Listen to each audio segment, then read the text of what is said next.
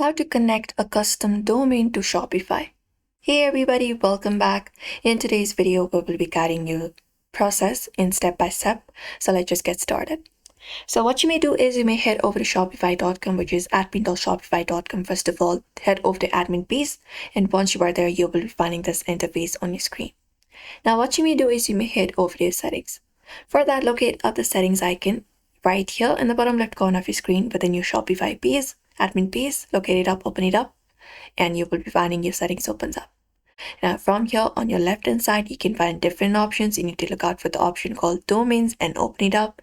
And here you will be finding one of the domains that is already connected. You can head over to the domain and edit it out and customize it from the section as well. This is one of the method available.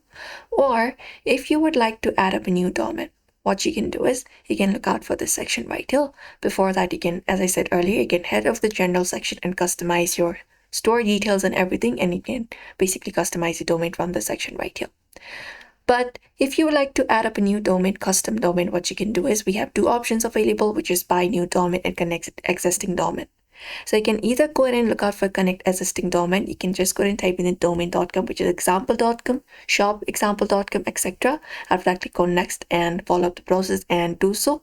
Or you can look out for this buy new domain section right here, where you can just go ahead and type in your domain name, what you would like to buy. For example, tech, you can look out for tech.com. Different domains may be available for this one right here. For example, this one right here, we have something tech.com.az. We can look out for this buy option right beside it, and you will be taken to the section. You can look out for the contact information and everything. After that is done, you can just go ahead and look out for this buy domain option. You can look out for that and purchase it, and you can just go ahead and customize it and add up a custom domain to your Shopify, and that's it. So therefore, you may follow up this method if you would like to add up a custom domain in Shopify. So I hope this video was helpful. Give it a thumbs up and subscribe for more tips and tutorials.